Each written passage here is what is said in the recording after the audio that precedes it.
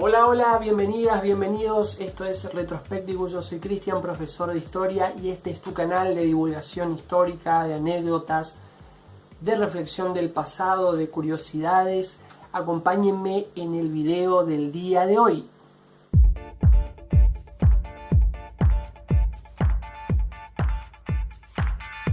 Bien, hoy vamos a comenzar una serie de videos acerca de Manuel Belgrano. En 2020 se cumplen 200 años de su fallecimiento y vamos a contar algunas historias, algunas anécdotas y por supuesto vamos a desarrollar en diferentes videos toda su vida y su pensamiento revolucionario. Un padre fundador, un prócer de la Argentina que durante muchísimos años fue injustamente poco valorado, ya que solamente se le daba el lugar del creador de la bandera cuando él participó de prácticamente todo el proceso revolucionario y de toda la creación de la nación argentina, ya que estuvo en las invasiones inglesas, estuvo en la Revolución de Mayo como vocal, luego peleó en la Guerra de la Independencia y luego fue asesor del Congreso de Tucumán que terminó declarando la independencia. Pero durante varios años a Belgrano se lo relegó simplemente al lugar del creador de la bandera cuando él fue un destacadísimo abogado, economista, político, periodista, pedagogo, escritor, en fin. Tuvo muchísimas facetas Belgrano y hoy vamos a hablar particularmente de sus primeros años y de su instrucción, de sus estudios en Europa, y vamos a contar algunas cositas de lo que fueron su paso por las diferentes universidades de España en las cuales estudió.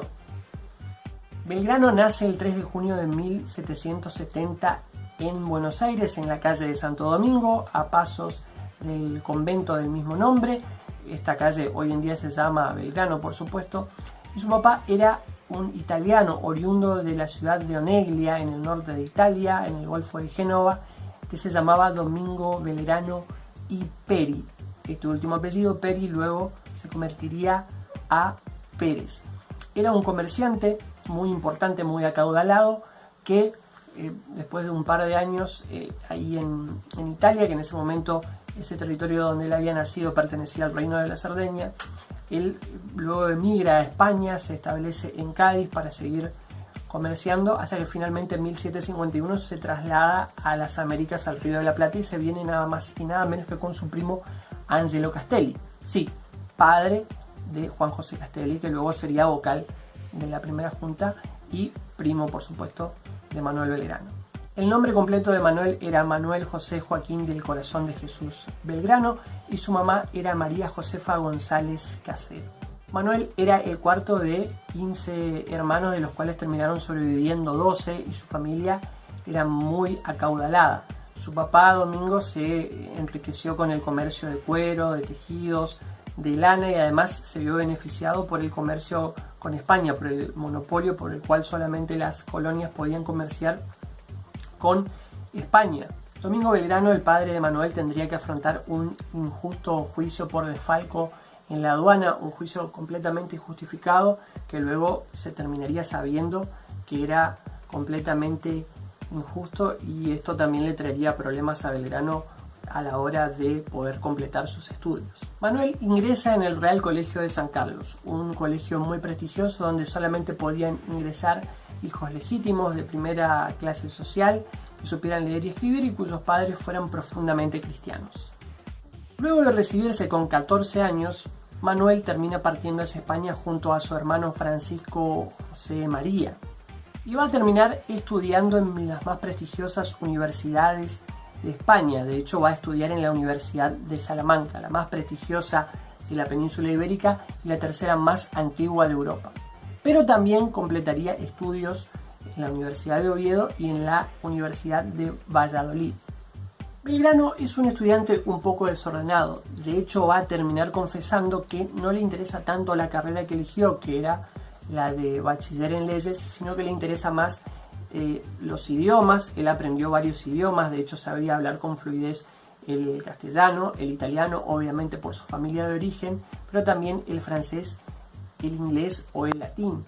Y también les interesaba mucho las discusiones de política y sobre todo de política económica. No todo era estudio en la vida de Manuel, ya que concurría constantemente a diferentes tertulias o reuniones sociales. Se decía que él era muy buen mozo, era alto, rubio de ojos celestes y por eso le iba muy bien con las mujeres. Durante ese tiempo él va a conocer a otro americano, un arequipeño, Pío Tristán, y lo va a ayudar a instalarse en España. Recuerden ese nombre porque después Belgrano y Pío Tristán se van a encontrar en circunstancias que no van a ser las mejores, se van a enfrentar, pero eso va a ser tema de otro video. A pesar de ser un poco desordenado y de tener una vida social bastante activa, Belgrano es un estudiante brillante y se termina recibiendo en 1793 con medalla de oro. Era un excelente estudiante y de hecho muy pocos criollos podían estudiar en las universidades tanto de Salamanca como de Valladolid. Era un excelente estudiante y esto le permitió en 1790 poder escribirle y dirigirse al entonces Papa Pío VI para pedirle la autorización para leer los denominados libros prohibidos. Estos eran llamados libros prohibidos o herejes porque obviamente traían ideas liberales contrarias a las monarquías de ese momento. Y si bien él podía conseguir estos libros de otra manera, él decidió pedirle al Papa autorización para leer estos denominados libros herejes o prohibidos, ya que era muy católico. Pío VI finalmente autoriza a Belgrano a poder leer estos libros y a atesorarlos porque sabe que están en buenas manos, pero le prohíbe que lea los libros considerados pornográficos o de proyecciones astrológicas. Aunque tiempo después Belgrano en una carta diría que esos libros obviamente también se conseguían. Entonces, como llegan a Belgrano las ideas de grandes pensadores como Montesquieu, Rousseau, Voltaire, D'Alembert y otros. Pero además estaba muy interesado en la economía política. De hecho, él había leído las obras de los fisiócratas, una corriente económica que dice que la riqueza está en la tierra, y también era un ferviente lector de las obras del economista Adam Smith.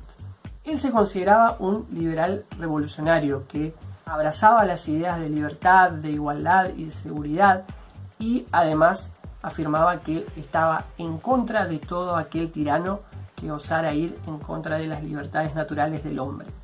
Como les había comentado, los belgranos habían tenido diferentes problemas económicos debido a este injusto juicio, donde Belgrano también hace lo posible por ayudar desde España a su familia y le dice que no hacía falta que gaste más dinero en él, que no iba a ir por el doctorado en leyes, sino que con el bachiller de leyes él ya podía ejercer la abogacía. En 1794 Belgrano decide volver a su tierra natal y devolver todo lo que habían invertido en él.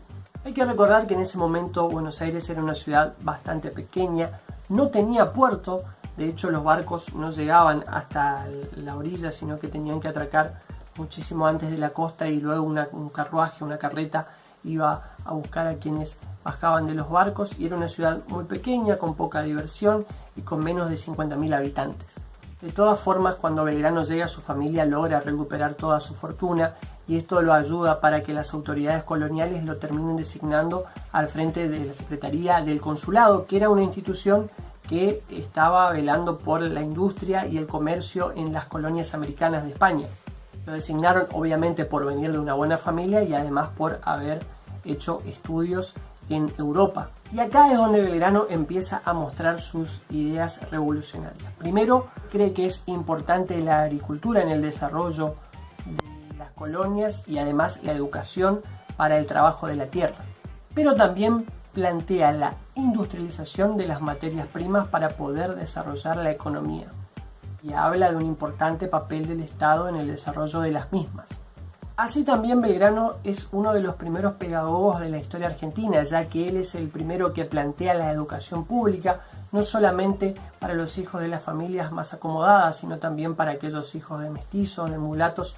Y además plantea una idea que para ese momento era muy revolucionaria, que era la educación de las mujeres, la apertura para escuelas para niñas, porque hasta ese momento las niñas no iban a la escuela.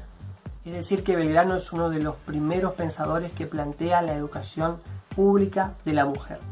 Él ya a finales del siglo XVIII planteaba que la educación pública era la mejor manera de combatir la delincuencia y además iba a poder permitir el desarrollo personal de los habitantes de la colonia, así como también el desarrollo del trabajo y de una vida digna. Belgrano además fue periodista, ya que escribió columnas en los primeros diarios de la colonia, el Telégrafo Mercantil y el Semanario de Agricultura y Comercio. Manuel Belgrano se desempeñó como secretario del consulado desde 1794, cuando volvió a América, hasta 1810, en la Revolución, con ciertas intermitencias debido a algunas enfermedades y también el periodo de las invasiones inglesas en 1806 y 1807. Invasiones en las cuales Belgrano recibió las primeras instrucciones militares y se puso al frente de la defensa de Buenos Aires junto a todos los vecinos de la ciudad. Bien, esto ha sido brevemente el resumen de la niñez, de los estudios, de los primeros años de Manuel Belgrano, que ya mostraba un pensamiento realmente adelantado a su época y que era un estudiante brillante a pesar de ser un poco desordenado, pero sus profesores mismos decían que era un estudiante realmente brillante y que iba a ser un hombre que iba a trascender en la historia, y así terminó siendo. Este es el primer video de una serie de videos que vamos a hacer sobre Belgrano, como les dije, porque en este 2020 se celebran 200 años de su muerte. Y después vamos a contar alguna que otra anécdota, un montón de cuestiones, su vida militar, también su participación en la Revolución de Mayo. En fin, van a venir otros videos por los 200 años de este extraordinario prócer, que yo confieso que es uno de mis grandes referentes, ¿sí? Uno de mis padres, fundadores, próceres favoritos de todos. Si llegaste hasta acá y este video te gustó, déjale un buen me gusta, suscríbete al canal, compartilo, mostráselo a otras personas que les puede llegar a interesar la historia, invitarlos a que se suscriban, es gratis.